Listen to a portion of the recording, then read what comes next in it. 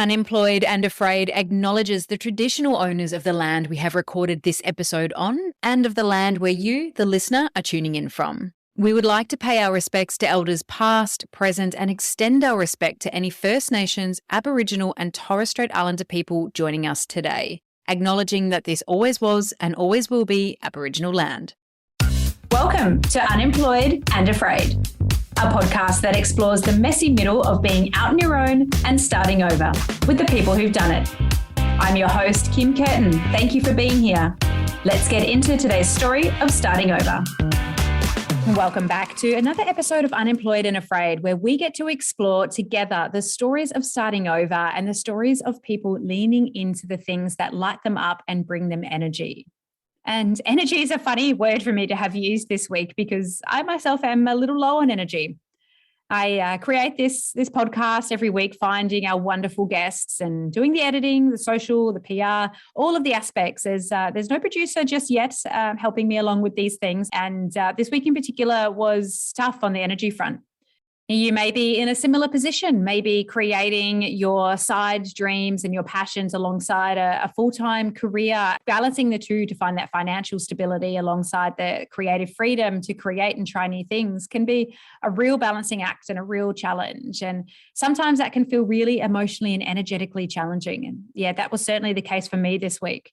And you might wake up and think, oh, I just can't do it. I just don't have it in me today. But when I was editing this podcast and this chat with this guest, it gave me the energy I needed to really keep going because, you know, when you're providing value to yourself, to what you need and back into the world again, that's just the energy that we need to keep leaning into. So it was something that my guest said in this episode, start where you are right now and make a contribution and a difference. Our guest is Kute Blackson. He's a transformational speaker and he made a real impact on me through this interview, and his incredible book, The Magic of Surrender. And the whole premise of surrender is just something that I think many of us could use in our life right now. And selfishly, this message in this interview really helped me find the energy to keep going and keep bringing you this podcast.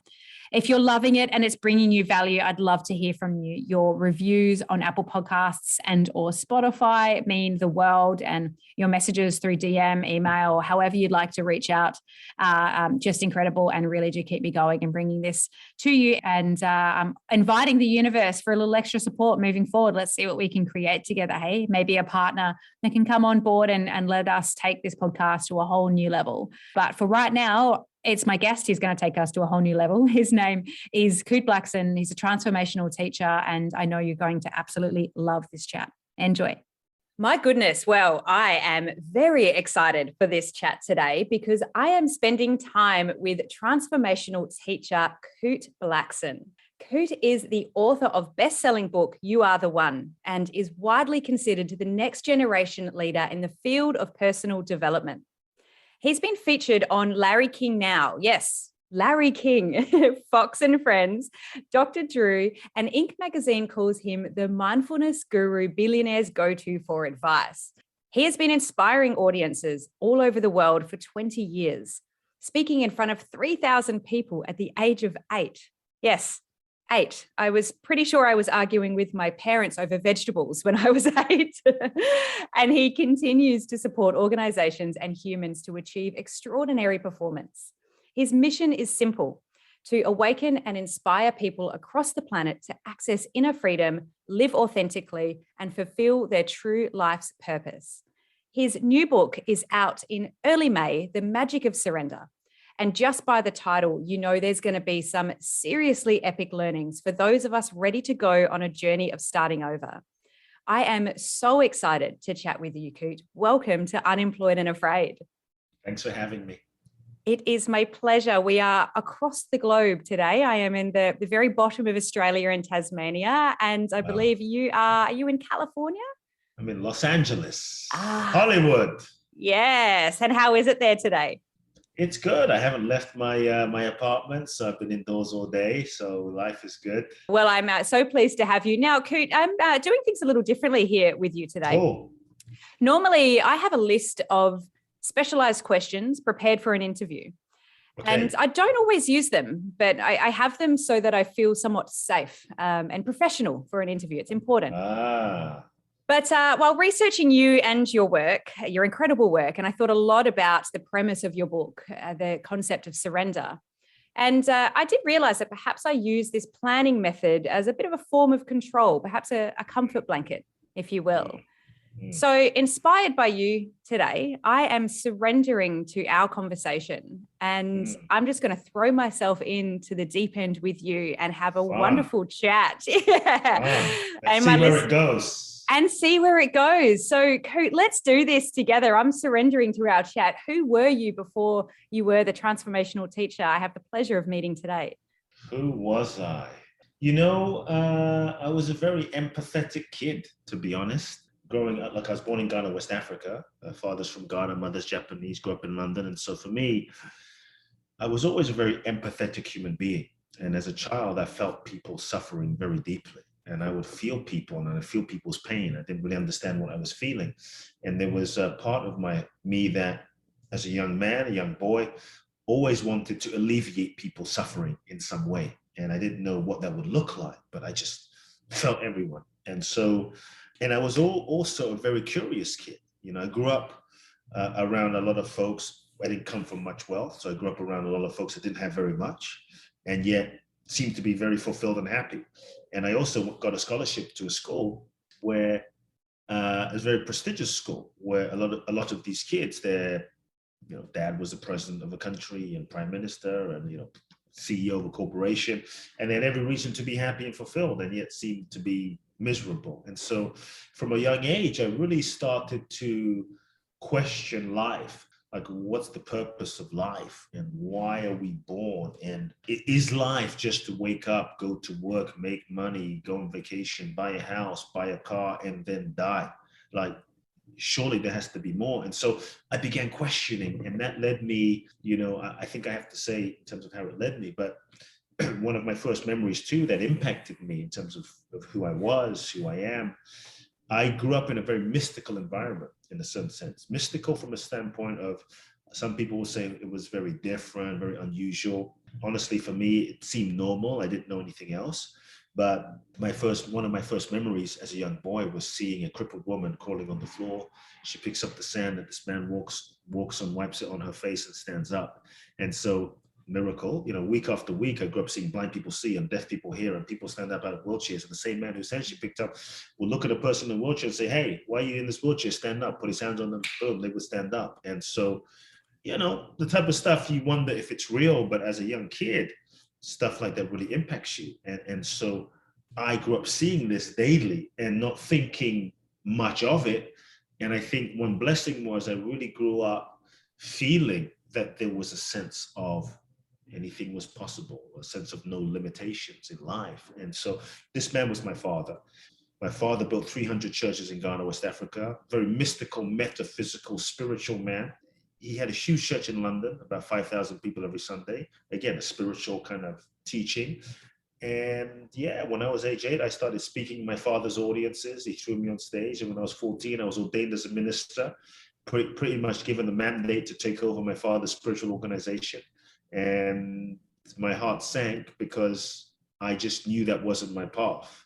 And even though I wanted to help people and I felt that empathetic calling, my entire life was set out for me. My entire life was planned out for me. And so I just didn't have the courage to speak to my father. I didn't have the courage to tell him the truth. I didn't have the courage to tell him how I really felt. My fear was, if I dared to speak my truth, and if I dared to be myself, and if I dared to be authentic and honest, I would lose his love. I'd be outcast. I'd be alone. And so it really took me about 4 years of turmoil and soul searching and conflict and questioning, being depressed, to get to the point where I had a choice to make at 18. And I felt this calling to come to the US. I felt this calling to come to America. I wanted to come to Los Angeles, Southern California, because at least at the time, this is where all of the authors I read about. My father had all these books on his bookshelf of Eastern mystics, Western mystics, Wayne Dyer, Louise Hay, Marianne Williamson, Chopra, all these folks. And so I started reading all of these books, and all of these authors, at least in America, seem to live in Southern California. And so I wanted to come to LA and meet some of these people and go into this field. And so I felt my soul calling me in this direction, such a strong soul pull calling me. And sometimes, what your soul guides you to do doesn't always make sense to your mind, and it's not always convenient. And so I didn't understand it. I just knew that it was true. I just knew that it was right. And I had a choice to make. I looked into my future. I saw that I could follow the expected path and be successful by following my father's path. But I thought, what kind of success is it if I don't have myself, if I don't have my integrity, if I don't have my truth? You're never going to be truly fulfilled and happy being someone that you're not, or following someone else's life. And so, yeah, age 18, I had the conversation that changed my life and told my father I wasn't going to take over, which was tremendously scary. And I think a lot of people think, you have to have no fear in order to follow your dreams, in order to take that leap. And I was freaking terrified, shaking, thought my life was over. But there was something in me that knew what I had to do. And I think we have to embrace the fear and feel the fear. And to be honest, I think if we feel no fear in life, likely your goals, your dreams, what you're living is too small. Likely you're dreaming too small, because if you're truly growing and if you're truly expanding and if you're truly going in terms of the direction of your growth and your soul calling, you're going to be stretched outside of your comfort zone. You're going to be forced and challenged to do things you've never done and go places you've never gone, as a way that's going to force you to tap into parts of yourself that you've never had to access. And that's part of growth and evolution. And so I felt all of that terror and that fear and wondering if I'm crazy while I was having the conversation. And yet there was something deeper that knew. And my father and I, we didn't speak for 2 years. Wow. And so it was very, very, very hard and difficult. But I really believe, and I've seen it proven in my life over and over again, I really believe, and this is an encouragement for everyone listening, that if you follow your soul, if you follow your truth, life will have a way of supporting you. And you will always end up in the right place, even though the route that you take may not be the route that you expect, or the timing might not be what you expect. You'll end up in the right place. And so, cut a long story short, I ended up winning a green card in the green card lottery. Wow. And that's what brought me to the US. 2 suitcases, $800. One in the country, just showed up following a dream. Landed in Los Angeles at Venice Beach and found many of these authors and teachers, studied with some of them. A few years later, ended up traveling the world in search of, I got to the point where I wanted to know truth for myself. I wanted to know trust for myself. I wanted to know for myself, not just reading someone's book. I wanted to know it. And so put everything in storage, shaved my head, took a backpack and walked the Camino in Spain. I traveled Thailand, studied with monks, went to Israel, studied with rabbis, studied with shamans in South America, ended up in India. And that really brought so much together for me. And it was out of that I began working with people one-on-one. I came back. I had no money, was completely broke, but I felt so free.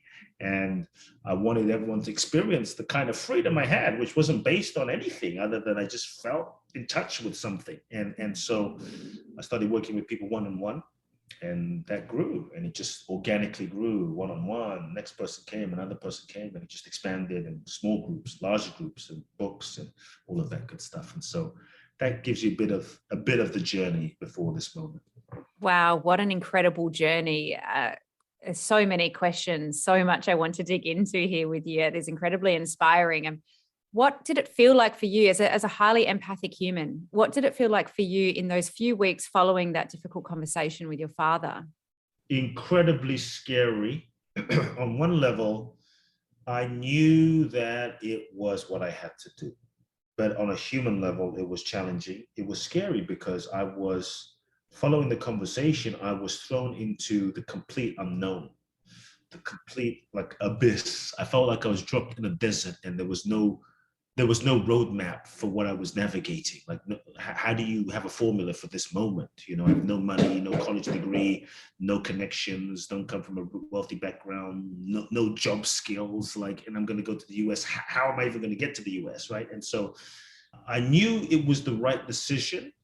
And I felt kind of like I hope the universe hasn't abandoned me here for a moment, you know. And I remember I was in the library and I said this prayer, like, God, like, don't leave me hanging in the middle of the air right now, because I feel like I'm following the truth. It's one thing if I don't, but I feel like I'm following the truth.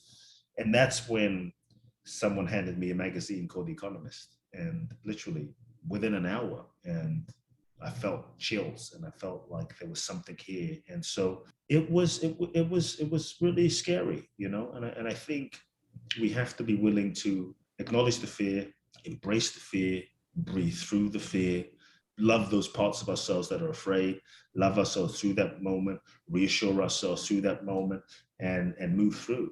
But I'm not going to deny, it was terrifying. It was terrifying. It was just felt like free falling out of a plane without a parachute, and really like no theory in that moment. Like I took the jump, you know, and so I think a lot of times we don't take the jump because of that fear. And I think often that fear hijacks so many of us, and then we end up negotiating our life away and staying in relationships that aren't aligned, staying in jobs that we hate, and then life goes by, a decade, 2 decades, 3 decades, and then we die. And then we're 80 years old, 90 years old. And what do we do now? 90 years old. We start a new job, start a new business. And so for me, part of what helped was in making that decision too, is when I projected into my future and I followed and I projected into the expected path, age 20, age 30, age 40, age 50. This was before the conversation,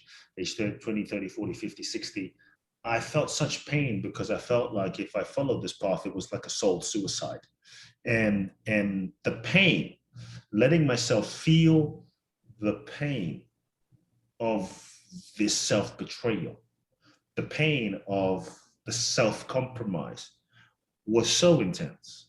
You know, it was, if I was honest with myself, I mean, I could have BS'd myself, but if I was honest with myself, it was so painful to feel that I think that the acknowledgement of that pain is what moved me forward. The willingness to just marinate and feel that pain of like, what am I living? What am I going to be living? And I looked and I realized if I lie to myself now and I live this lie now, and let's say I succeed living this lie, you know, in a trap of success. And many times we start businesses, we're in jobs and it's working, we've succeeded, it's great, but we're no longer alive, we no longer feel fulfilled, we no longer feel in alignment with our purpose, but we're kind of caught in the trap of success and we keep doing what's working because it's working, but we're dying inside, you know? And so I realized if I live this lie now, I'm probably going to have to live this lie for the rest of my life if I want to keep this going. And that just, it just didn't feel worth it, you know? It really didn't feel worth it. And so that's what gave me the courage to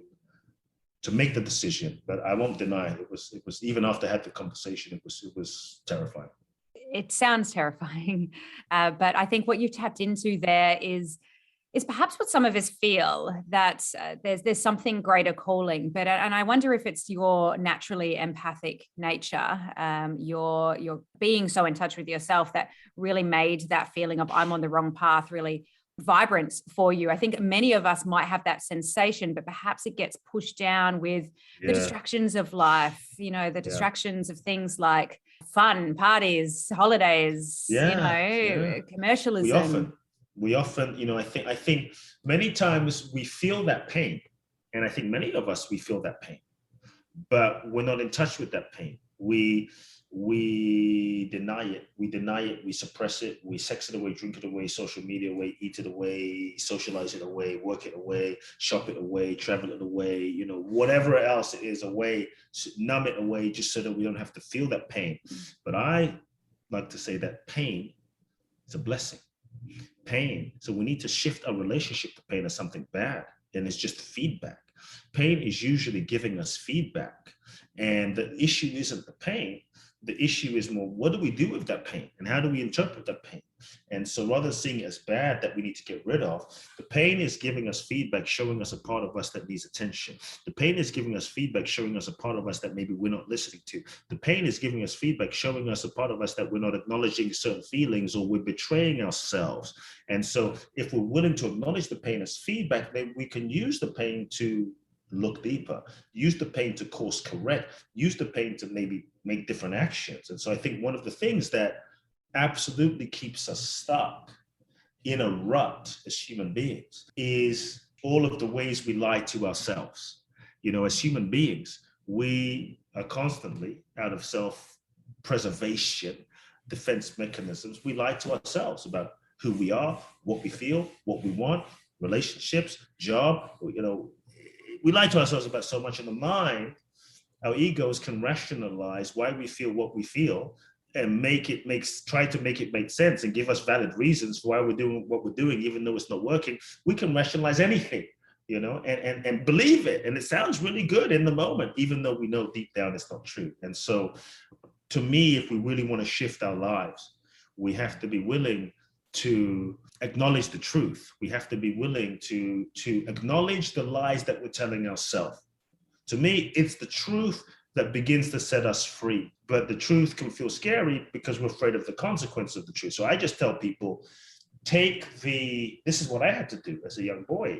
I wasn't aware that this is what I was doing, but I had to acknowledge the truth of what I was feeling. That was the beginning. And I realized, that's what I did. And so I think we have to be willing to take the pressure off of yourself of having to take any action. Because sometimes it's the pressure of, oh shit, if I acknowledge that I'm not happy in my relationship, then I have to get a divorce. So let me just kind of pretend I'm confused and I'm not quite sure, then I don't have to take action. So I'm not really sure what I want. I'm not really sure what my purpose, when deep down, we know. And so when we take the pressure off of ourselves from having to take action, then we can just allow ourselves to fully feel what we feel. Like, I'm in a relationship and I'm not in love. Okay.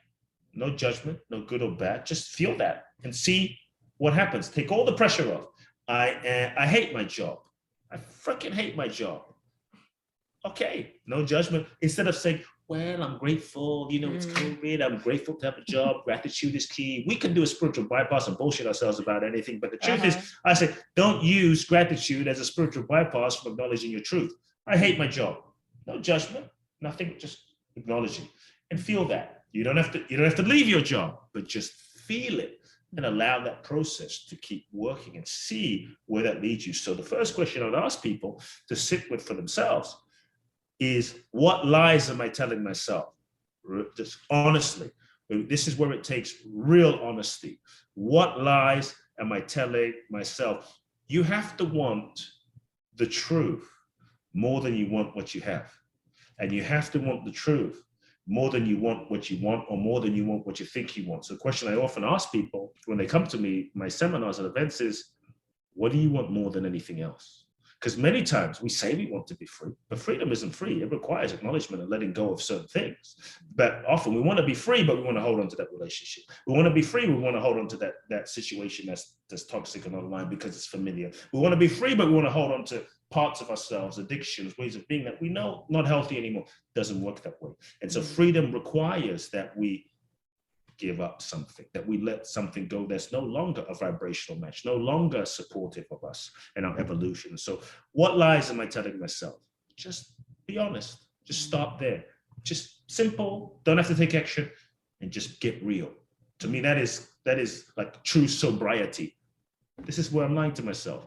A, B, C, D, and just be with that. Second question, deeper cut of the same question, really. What am I pretending to not know? Because sometimes we play the game of confusion, right? I don't know.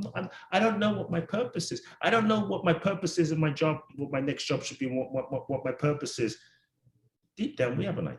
We have it. But the fear is, if I really acknowledge what my purpose is, I might have to go for it. And I won't have an excuse anymore. But if I don't know what my purpose is, I can stay in this job, in this situation that I'm not really fulfilled by, because I don't know what my purpose is. So now I have an excuse. And if I don't know what my purpose is, then I can always remain kind of in the safety zone. And I don't have to take the risk of failing. I don't have to take the risk of putting myself out there. And I can always remain in the hope of the future fantasy of the possibility rather than taking the leap.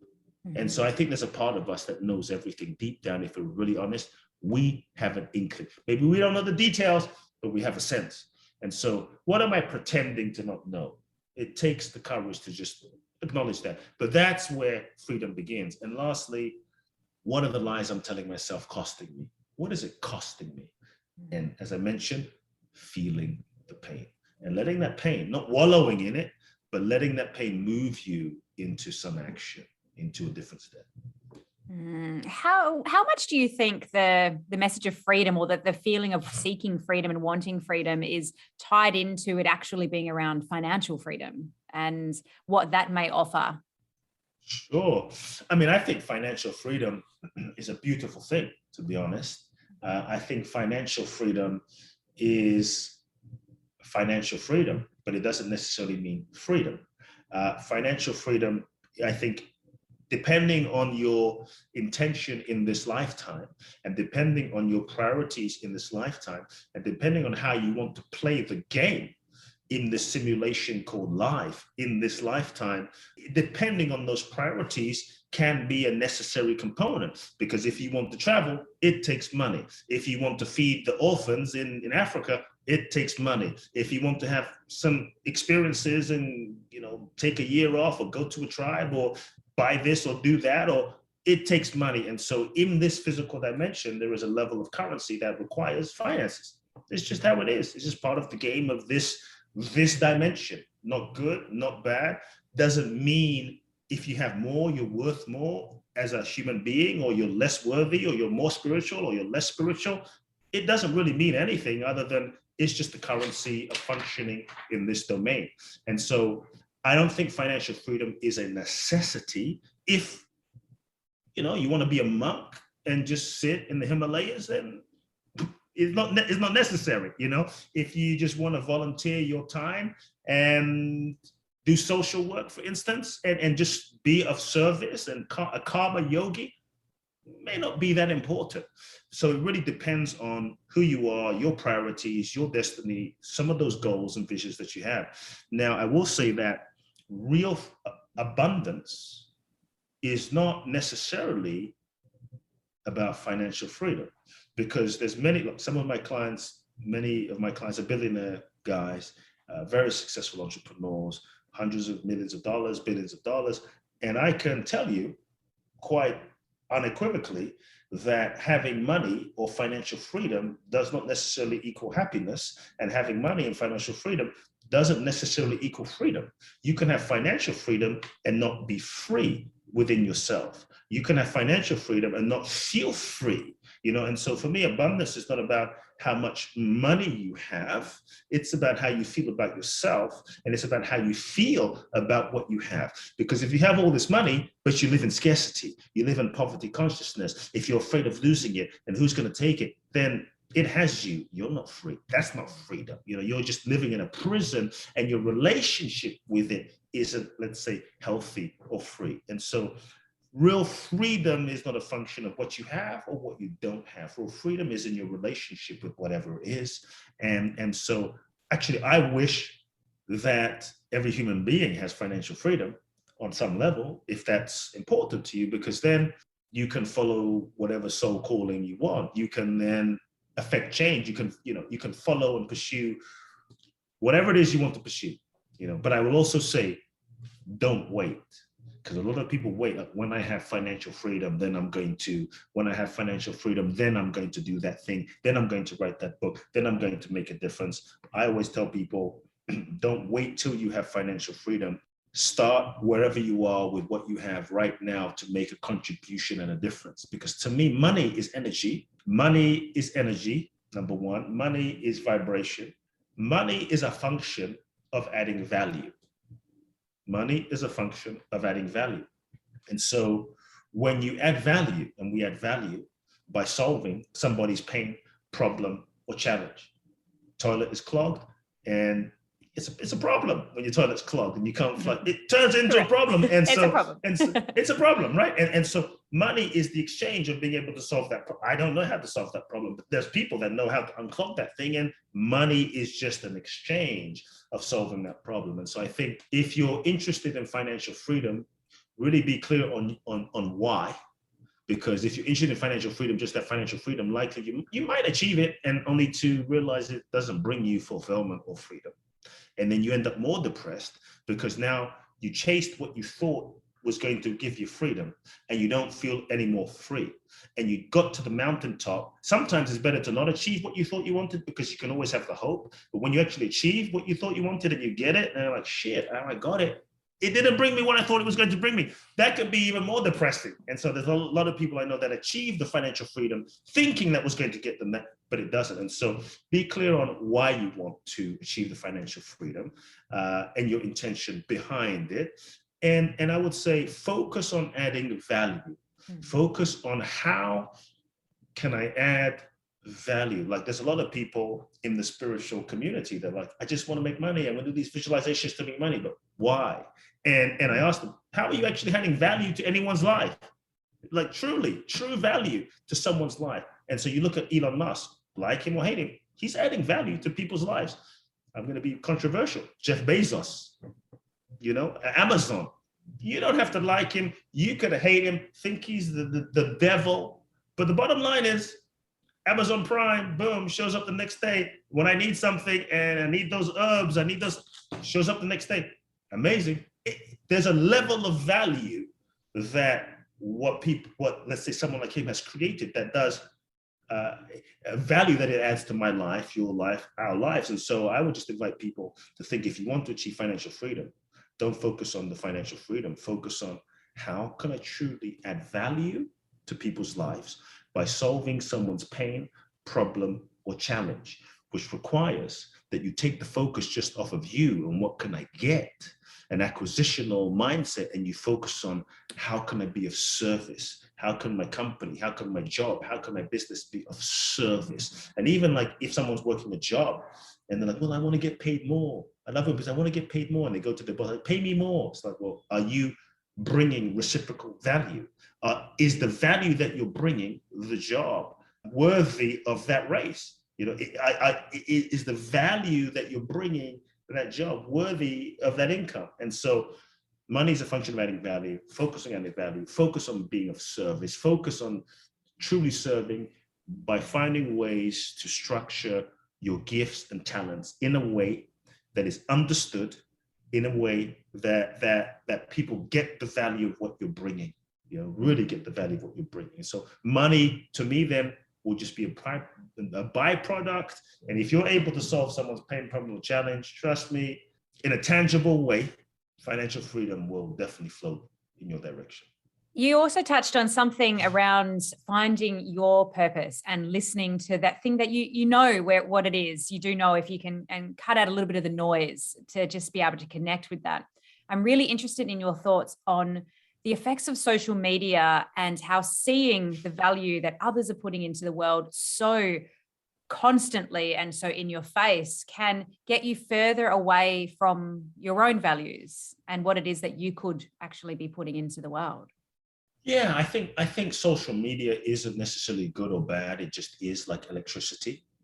You can use it to add value. You can use it to spread BS, to be honest. It's just the function, You can use it to, have cat videos, or you can use it to spread a message. And so, like anything, I think there's benefits, and I think it's all in our relationship with social media. It's in our relationship with technology. We can allow it to use us, or we can use it. And media, social media companies, they don't have an investment in you being free. Let's just be real. Not to go down a rabbit hole, but they don't have an investment in you being free. Free as in you knowing who you are, you knowing your true infinite nature, your true nature as an infinite being, pure consciousness, that your essence, your beingness is freedom. Social media and media really have an investment in you being disconnected, being distracted, you not knowing who you are, you believe you thinking you're this limited mindset, this limited ego structure, this limited one-dimensional personality. Because the more limited you are, the more disconnected you are, the more you think you're just this mind-body mechanism, that I'm just this mind-body mechanism, I'm just gonna die and that's it, and that's over, and I'm not free, and I'm just this body ego structure. Then the more you can be controlled, the more you live in fear, the more you feel not enough. And we're constantly pumped, images, you're not enough, you're not enough, you're not enough. But if you just buy this thing and, wear this thing and drink this thing, then you're going to be enough, and it's going to cost you $19.99. And so social media doesn't have an investment in you and I being free and knowing what we are. And so we just have to be aware of that and use it appropriately. We have to be aware of that and realize, let me use it in the way I need to use it, but not let it use me. And I think it's important that we really take time in our daily life to unplug, that we take time to unplug and you see, our reality is determined by our perception. But when our perception, our sense perception is addicted and focused and fixated on what's out here all the time, the media, the music, this, the that, the what so-and-so's do, what Kim Kardashian's do, what Kanye West is doing, who cares about any of that? But then our perception is so distracted by that, then our reality gets created by that. And so it's important that we take our power back and unplug ourselves and use it appropriately how we want, with intention, with consciousness. And we be responsible for what we allow into our awareness, into our consciousness, who and what we allow into our consciousness. Otherwise, we end up just being programmed and hypnotized without even knowing it, and we end up feeling terrible. We don't even know why we feel terrible, but we've just taken in a whole bunch of information from social media and media unconsciously.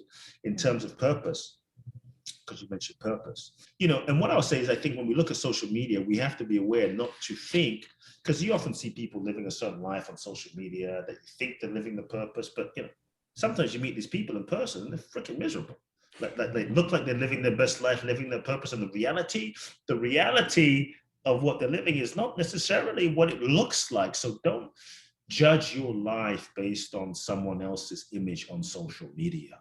Don't judge your life and make comparisons based on yourself, because projection and perception is not necessarily reality. And reality shows, social media is not necessarily what's real. What's real? Like, you'll meet some people on social media that look so amazing. You meet them, you're like, is that you? Like, really, is that you? And so I think we have to just have an awareness. Like, I've met people in social media for meetings and I'm like, where are they? And they're like right in front of me. I'm like, and so I think it's so important we don't get addicted to it, controlled by it in such a way that I always tell people, make sure your social media is not better than who you are in real life. Because then you're living a fantasy versus a reality. And the truth is, reality is here every moment. In terms of purpose, I always tell people, stop seeking your purpose.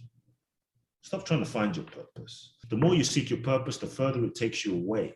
Let me just speak spiritually and bring it down to maybe like an individual level for a second. On a spiritual macro level, we are all souls. We incarnate into this human experience. We incarnate into this human experience because perhaps there's lessons we are here to learn, to grow through, to evolve through, to expand through. And to me, life is a school. Life is the school for your soul's evolution. Every single experience, situation, job, relationship is part of this curriculum for your soul. And if that's the case, and life is an evolutionary experience, then we are here to learn, to grow, and to evolve. If that is the case, so long as you are learning and growing in each experience and moment, no matter what it is that you're doing, no matter what job you have, no matter what job you do, doesn't really matter. So long as you're growing and learning and evolving and using and extracting from each situation the unique learning opportunity, like, what is my soul seeking to learn in this job? What is my soul seeking to learn from this boss? What is my soul seeking to learn with this co-worker? What am I seeking to see about myself? What are they reflecting me about myself? And so long as you're learning, growing, and evolving, then no matter what you do, you're living your purpose, because the purpose of life is evolution, regardless of the job you do and what you're doing or may not be doing. If you're learning the lessons, where you are, for why you attracted that person or situation, you're living your purpose. Your purpose is every moment. Your purpose is every second that you're growing, learning, and evolving. So that's one, a soul perspective. Now, in terms of more on an individual level, you see all these people living their purpose on social media. I still tell people, stop seeking your purpose. See, the ego, our perceived sense of self, wants to seek and seek and seek and seek and seek and never find. Because it doesn't want to, because seeking is part of what reinforces our ego's sense of self. And so I tell people, move in the direction of what lights you up. Stop seeking. You don't have to know what your purpose is to live it. You don't have to know what your purpose is to move in a direction. In fact, trying to figure out what your purpose is from over here and sitting on the sidelines will limit you, because your purpose is evolutionary, and what your purpose is when you were 5 is not going to be your purpose when you're 15. It's not going to be your purpose when you're 30. And when you evolve and learn, make some mistakes and wisen up, won't be your purpose when you're 45 and 55 and 60, and on and on. So your purpose evolves. And so if you try to figure out what your purpose is, encapsulate it, and then you're going to live it, you may never end up living it, truly your individual expression. So move in a direction of what lights you up. You don't have to know what your purpose is in order to truly live it. But if you move in the direction of what lights you up, what turns you on, what makes you come alive, truly, that's authentic, not what social media tells you, not because you saw someone else doing that, so, oh, I think I'll do that too, and that person's a coach, or that person's an actor, no. What is my soul guiding me to do? Not comparison, not competition. And you honor your soul's unique expression that's encoded in your soul. You go in that direction because it lights you up and makes you come alive. When you take that step, what will often happen is life will reveal itself to you. Life will reveal the next step to you in the process of living life itself. Then you take a step, life reveals the next step. Take another step, life reveals the next step. Take another step, life reveals another step. And each step of the way may not be your ultimate purpose, but each step of the way, you learn, you grow, you evolve, you get more ready, you develop more skills, you become more, your consciousness expands, you develop the mental, emotional, spiritual muscle so that you're more ready to be able to fulfill your ultimate purpose in life. And so, a couple of questions. Question number 1, what do I love? What lights me up? What turns me on? What makes me come alive? Start moving in that direction. Lean in, don't be attached, but take action. Number 2, ask yourself, what specific skills do I have? So just love is not enough. It's not oh, I'm going to go in that direction. Like for me, I love Formula One racing. But, me too. I'm not going to be, I love to believe in infinite possibilities, but probably I'm not going to be a Formula One racer in this lifetime. Just realistically saying, Lewis Hamilton's been doing it since he was like 18 months old. And, it's going to take a little bit of skill to drive that car at that speed. And so we have to look, okay, what skills do I have? I tell people, look at your life experience. This is why I say every single thing you've been through is part of your preparation. And many times, those jobs that you hated, those jobs that you didn't want to do, those jobs that didn't make sense to you, there was something that your soul needed to learn. Maybe a piece, maybe a skill, maybe a quality, maybe an understanding. There's something likely your soul needed to learn in that job, in that experience, that you are going to be able to use as part of the ingredient to be able to be ready for your ultimate purpose. And that's why I say, don't just stand on the sidelines, get into the game of life. It might require doing that job and then leaving that job and going to the next job, learning what you need to learn so that you're more ready. And so what skills do I have? Third question is connected to what I said, but looking at what are the problems that I'm uniquely capable of solving? Money is a function of adding value. When you solve someone's problem, pain, or challenge, and that's when money is a transference of energy. So what are the unique problems that I'm able to solve with my unique gifts? Many times we have a unique gift that we don't consider unique because it comes easy to us. So we don't think it's nothing special. I can, stand on my head in my sleep, but, I can unclog the toilet with my eyes closed. I can, I had a client who was able to work with autistic kids just like that. She didn't think it was a big deal because she'd been doing it for 30 years, but it's amazing. And so what are the unique skills that you have and the unique problems that you're able to solve? Number 4, look at the group of people that you feel a natural soul affinity to. That can often show you, even if it doesn't make sense, like, I feel an affinity to blind people. I don't know why, but I just feel them. Maybe you feel an affinity to the elderly. Maybe you feel affinity to the physically challenged. That will often show you, or at least point you in the direction of the group of people that perhaps you have been put on the planet to serve. And that's where your purpose, you end up living into your purpose, not necessarily finding your purpose, but living into your purpose in the process of living. Look at Oprah. She got a job. She loved communication. She didn't plan her life to be this moment, but she said, you know what? I love communication. So she got a job reading the news. And she went in a direction. She didn't wait till she was a media mogul. She got a job reading the news, and she read the news, but she had too much empathy and compassion. So she would cry. And it doesn't work when you read the news. You have to be a bit more stoic. And so they fired her, right? And they gave her kind of demotion to work some talk show in Baltimore or wherever it was in one market. And her empathy and her compassion and her personality was rewarded. People connected to that. And then that led to syndication. And before you know it, years later, here we are. And so you don't know how it's going to unfold, but we do need to start. Mm-hmm. But don't compare yourself based on anyone else's social media, because you really don't know what they're going through. Mm-hmm.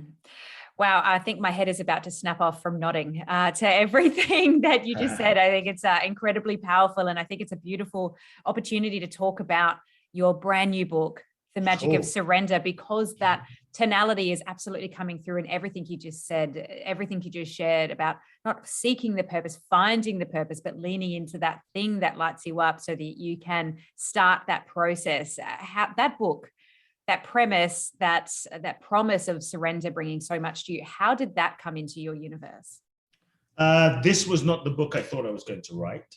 I thought I was going to write a different book, which just goes to show. So I had to surrender to the book that was seeking to be written. I had all of these ideas of the book I thought I should write, the book I thought would sell, the book I thought clients would want, surrender. I'm like, it's like going to the dentist, you should, but there's kind of that resistance, right? And we know it's going to be good once it happens. And so I wrote on my wall, like a whiteboard, all of these ideas of books I thought would be amazing. And none of them honestly felt right. None of them felt authentic. I mean, I could do them, but none of them felt genuine and authentic and real. And one day I kind of gave up because I was tired of trying to force something. And then the only thing that stood out for me on that board was one word, and it was surrender. And I realized that this was the book that was seeking to be written, and it had a soul of its own. So I had to surrender to that.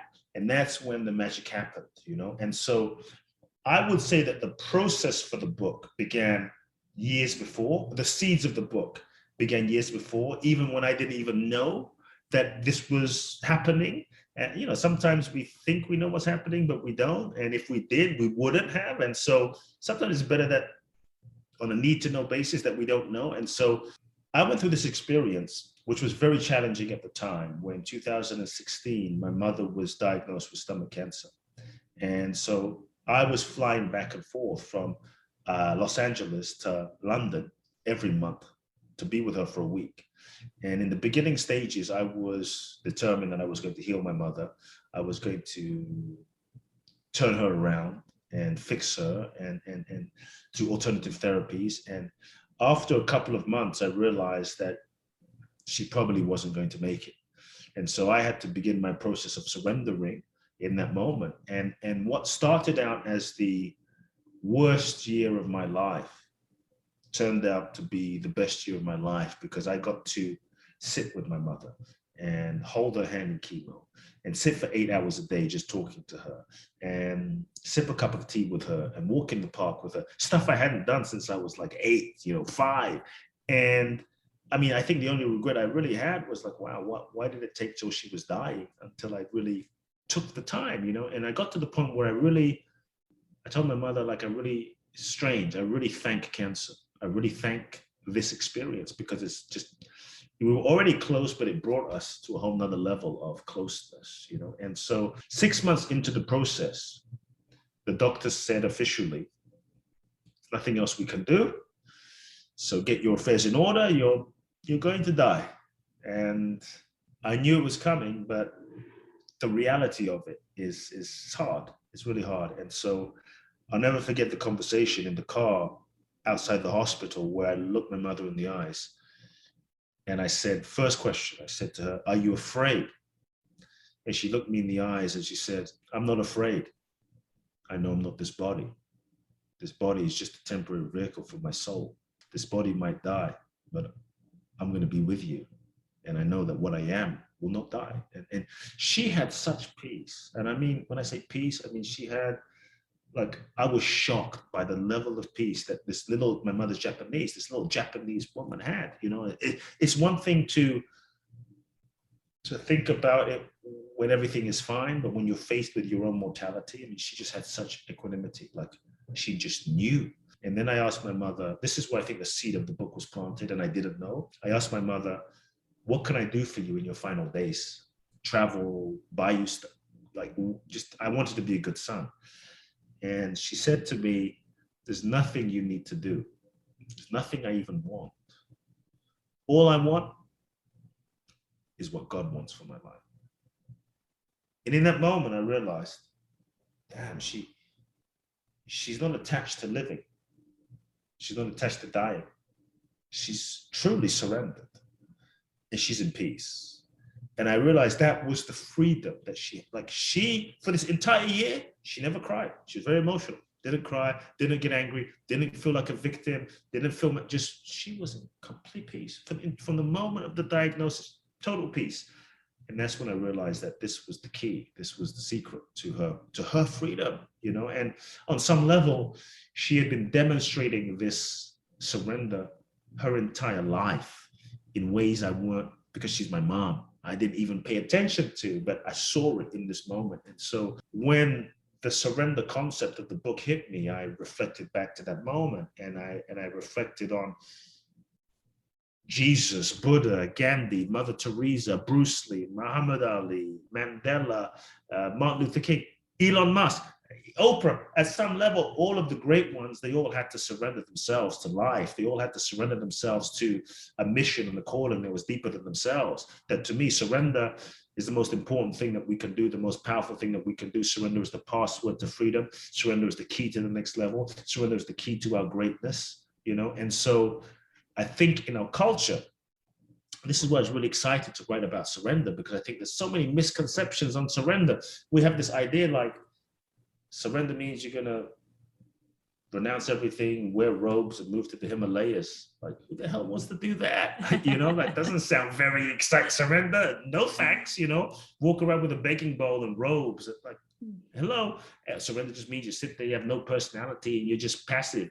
And so there's a misconception that surrender is weak, that surrender is giving up, that surrender is waving the white flag, that surrender is passive, that surrender means you don't do anything, that surrender means you're going to be a doormat, you're going to be a victim, you won't manifest your goals, your dreams, your desires, that you're going to get less in life. And I'm actually saying that what if through surrendering, true surrender, letting go, trusting, you didn't get less, but you got more than you could even have planned and imagined with your conscious, logical personality and your mind.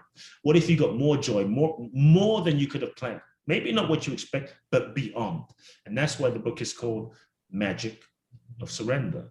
Magic being the more, what you can't even fathom with your logic or your mind or your personality. Magic, and we all want magic, but we don't want to surrender. And to me, that's the formula. Like, you want magic, you got to surrender, because the next level of our life requires the next level of who we are. The next level of us requires that we let go of what's not aligned, let go of old relationships, let go of old situations, let go of that old job, let go of what's no longer a vibrational match. But as human beings, what we tend to do is we hold on to that. I'm going to hold on to this job. I'm going to hold on to this relationship that's not really working until my soulmate shows up. It doesn't happen that way. It's only in surrendering and letting go that we make the space and we make the energetic room for life to show up. And so by holding on to that which isn't working, we block our blessing without even realizing. It's not the universe, it's we're holding on and we're blocking our blessing without even realizing. And so surrender means letting go of control, or at least the illusion of control that we think we have. We think we're in control, but we're really not. And so control is that master addiction. Surrender means when you stop trying to manipulate and force life to fit into your idea of what you think it should be. Like, I could have written another book called it, the purpose book or the manifestation something. It could have been decent, but it wouldn't have been aligned. And so surrender is when you stop trying to force life to fit into your idea, when you let go of the idea of who you think you should be and how you think your life should be, so that you can truly take the limits off of life and open to life, to live with that openness and open to the like when you surrender, you transcend yourself and you open to the infinite possibilities of life. That's when magic, that's when miracles truly happen. And so surrender is the available. It doesn't mean being passive, sitting down, doing nothing. It means feeling into the deepest truth, the most authentic truth of your being, and aligning with that and taking action on that. And it might mean you leave your job because that's what your soul is calling you to. It might mean you commit and get married. It might mean you stand up for that cause that you believe in, that you've been afraid to because of what people will think about you. But you say, screw it. I'm going to surrender to the calling of my soul, and I'm going to follow that. And so surrender is when you follow that and you align with that and you live in alignment with that truth, with your deepest truth. Am I glad that I relinquished control of this interview and allowed our conversation to go in this way? Because I think the learnings that you have shared today, the nails on the head that you have hit for me personally, I know will translate to my wonderful listeners and all of those out there who need it. So I think your premise of surrender is absolutely what the world needs right now. And I'm so grateful that you have put this into words and that we can get our hands on these words. I just imagine I'm going to listen to this podcast quite a few times between now and being able to have that book in my hands myself. So you have just given so much to the world in what you've shared today, what you've shared previously, what you're going to continue to share. And we are so grateful to you for it. Is there anything else that the listener and I can do to support you on your journey as you continue this work? Yeah, look, I mean, for me, I'm really passionate, honestly. It's a calling for me. I'm really passionate about the message of surrender, because, you know, if it was just a book, I couldn't be this passionate about it. But the way I see the evolution of the planet and the world in the last couple of years, we've been put in a global seminar we're being initiated into a different way of living as a species, forced to surrender. And so I feel like I'm just called to help usher in a new way of living that is more in alignment with soul, more in alignment with truth, more in alignment with nature, more in alignment with flow, more in alignment with our spirits. And so, yeah, folks, get the book, and I'd love your support to spread the message of the book. If it inspires you, spread this interview, say hi on social media, check out my work, my website, kuteblackson.com, Instagram, Facebook, Kute Blackson, and just spread the word on the book and surrender. That's how I'd love your support. Wonderful. And we absolutely can do that, because this work should be shared far and wide as much as we can. Kute, it has been let's say that again. Kute, it has been an absolute pleasure to spend this time with you. What is my morning, your afternoon, from opposite ends of the world, connecting on something that is just so important in my life, in your life, in the lives of so many. Thank you for your time today and for being here with me. Thanks for having me. Thank you for listening to Unemployed and Afraid, the stories of starting over with your host, me, Kim Curtin. If you liked the episode and are keen to hear more, please hit the follow button and leave a review. And let's keep the conversation going on Instagram @unemployedandafraid, where there's more goodies and links to today's show notes. See you there.